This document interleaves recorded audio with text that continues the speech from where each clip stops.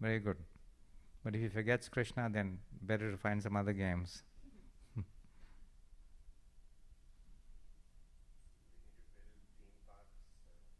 theme, theme parks can be, yes. Who would like to build a wonderful theme park in Orlando?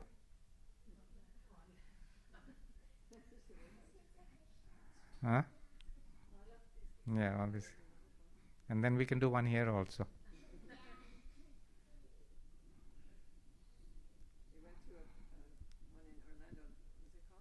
The Holy Land experience. Yeah. Nice. We went there. Yeah, Orlando would be a great place to have a theme park in, one on the west coast. And then all over the world we can have theme parks. Prabhupada wanted these dioramas, which are like mini theme parks. He wanted them everywhere. Yes.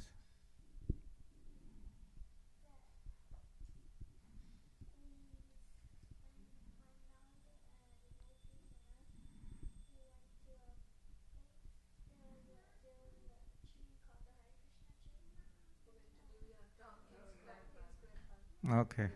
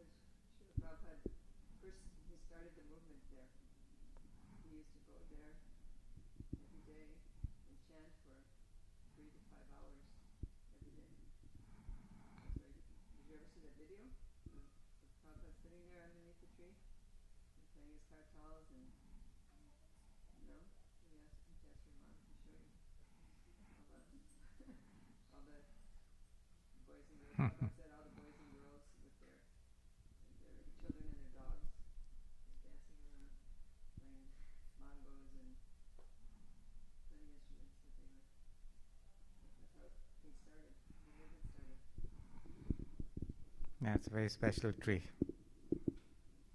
When you go there next time, if you did this time also, maybe offer your obeisances there on the ground. Yeah.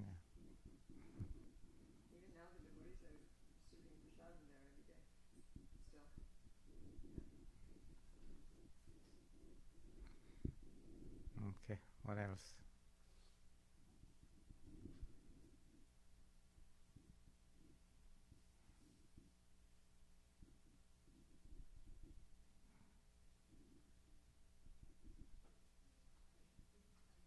Hmm? Hmm.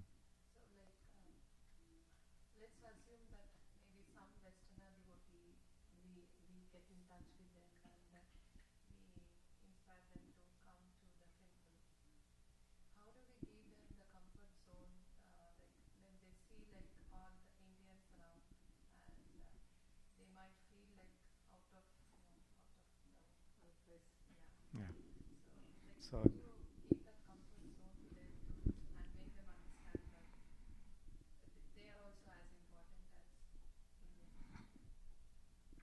it's very important. It's a very good question, and that's part of time, place, and circumstance adjustments. You have to meet people where they're comfortable until things change, because that comfortable changes in time. So I gave the example of one devotee who joined from where I was working, and I didn't say anything about the temple. Didn't take him to the temple. Just I was there in my suit. He was there in this suit, and just some prasadam. Then he started to read some purpose verses, then some books. Then we would sit down in some empty conference room during the lunch hours and just talk and answer questions. It took a long time. Then he got initiated. First, second, he's full-time devotee. Yeah. Prabhupada's time. So, and he's been. So that was in 74, 75. So now 40, 45 years he's been, and we moved from Detroit to Dallas, and then he moved to Dallas, kind of following it. Then we moved to San Diego, but he didn't move there. And then we came to Alachua, and I told you the story that of my wife, I think, that we met one of our godbrothers in Vrindavan, and we were in one of the Loy Bazaar stores, and we were just talking, and he said, "Oh, I just moved to Alachua and Gainesville area," and I said, "What's happening there?" "Oh, I just bought some house," and we were thinking in San Diego how to go somewhere else because San Diego impossible to buy property, and that's just not meant to discourage you. It was just reality because Back to Godhead was there, Mukunda Maharaj, ISKCON Communications was there, Hare Krishna Review, which was ISKCON World Review, which was the paper, that was there. Bhaktivedanta Institute, they had an office there. So it was quite a large number of devotees that were doing services for the whole movement in San Diego. So it was a big overhead. So when I met this devotee, Kirtiraj Prabhu in Vrindavan, he said, "Oh, I bought this land," and I said, "Well, what's going on over there?" And then he said, "It's a very small community, but it's a nice community." And he said, I just have a contract on 6 small parcels, 3 of which are sold to different devotees, 3 are left. And so I said, "I want to come and check it out." So he said, "Okay." And I said, "What do I have to do?" He said, "Can you give me a deposit?" So, serious. So I said, "How much?" He said, $500 for each parcel. So I gave him, I had $1,500 there, I gave it to him. And then we went, I flew to, and she was not there, I just flew alone. I asked another devotee who was a big leader in Italy then, Sundarup Prabhu, very nice devotee. So he came from Washington because we were kind of working together. We spent a week over there, we liked it, and we said, okay, we're going to move over here. And then when we moved, then Back to Godhead magazine moved, then Hare Krishna, ISKCON World Review moved, Bhaktivedanta Institute moved, Amrish Prabhu came, Alfred Ford, he came from Miami, he moved up there. That community went from less than 100 devotees to, over 1,500 devotees now. So, and the school had a lot to do with it. So,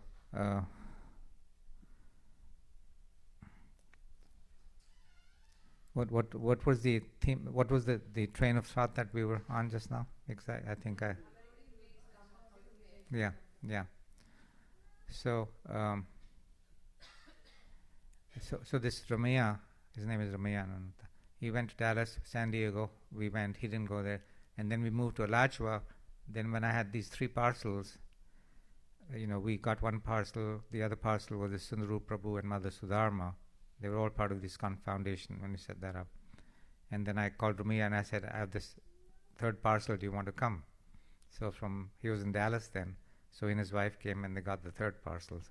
So again he followed me.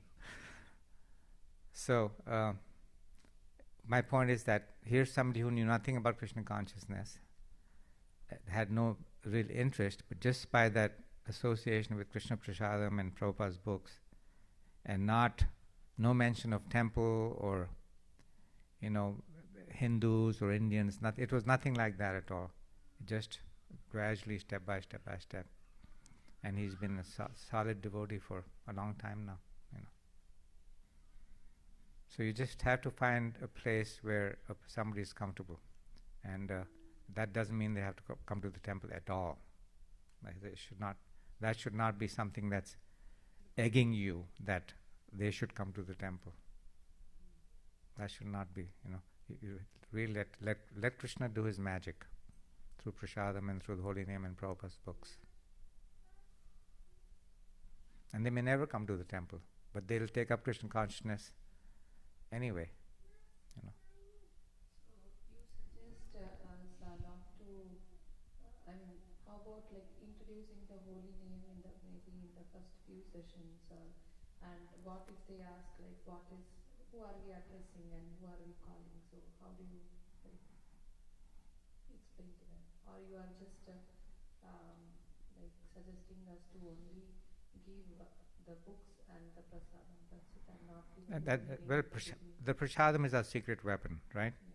That's our secret weapon. So that we can give freely in every way possible. That's why I said we should be thinking of prasadam distribution in hundreds of different ways. So, I mean, every grocery store now has Indian items, no? But are those coming from us? They should have been.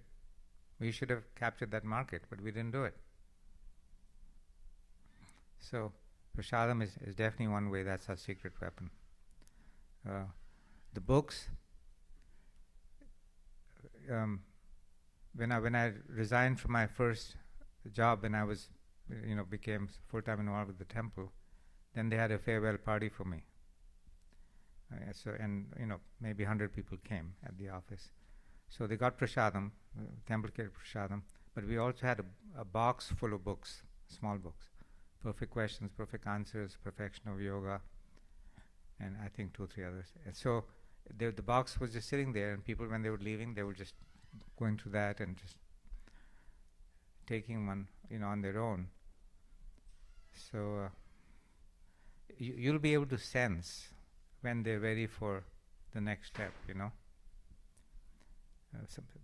A lot can be accomplished just by sharing what you know about these things. What is, for example, when I talk meditation, and somebody says I'm meditating, I'll say, that's really good. Do you know that most of the meditations that people do can really harm them? And they say, harm them? So it's a way to open a door, because then I say there's more than 8 million types of meditations, because there's 8,004,000 pieces of life. And according to how they think at the time of death, what they're meditating, they will enter one of those. You see, so is it really just, so there's ways to have conversations where they get entry. I think I told you that there's another couple, Harold and Beth Evans, that we got to know at one time, and I went and spent a day or 2 with them, and I just spoke for hours about Prabhupada's teachings, Vedic teachings. Didn't say a word about Krishna or the books, and they were just so they were so impressed and intrigued that where are you getting this knowledge from?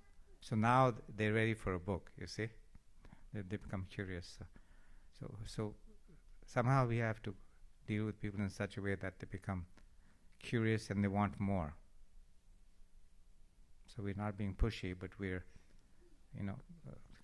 even in my case, the Back to Godhead I was so impressed that I was intrigued by it so much, I wanted to learn more. So I started going to these weekly programs there. And you have your own experiences. You can share with each other. You have sharing gatherings where you're sharing that at work, this is what I did, this is what helped me. And somebody else says, well, I did this with my co-workers or with my boss, or, this is what helped me. So.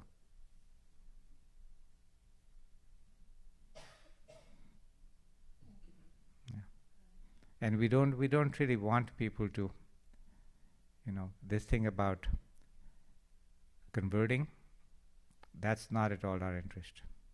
We are really well-wishers. We just want them to somehow. Prabhupada said to the Christians, if they just give up eating meat, offering their food, and they chant the names of Jesus, their lives will become perfect. And I really have that conviction when I deal with people, if they just take up chanting the names of Jesus. Like one pastor I was dealing with, I asked him, I said, how many times in the Bible is it mentioned about taking the names of God? So he said, it's a lot. So I said, can you please do some homework? And this is Buck Rollins. I said, and let me know. He came back with 400 references in the Bible about the glories of chanting the names of God. 400.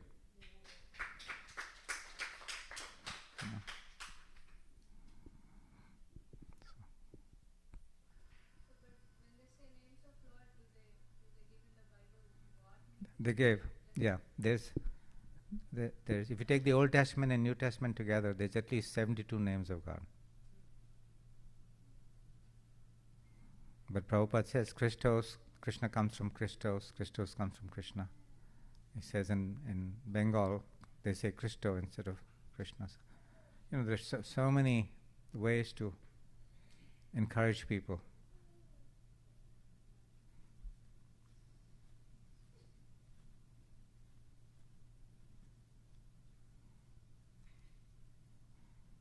If they can give up eating meat, sometimes that itself is a very interesting conversation. It's a big step. There's so many avenues for going down that road of how it's, whether it's disease or environment or pollution or weight or heart attack, cancer, all so many avenues to go down as far as that goes.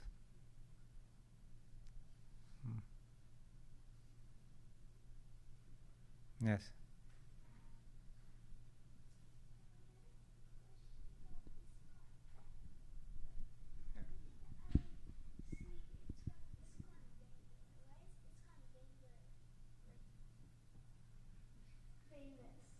Why is ISKCON Bangalore famous?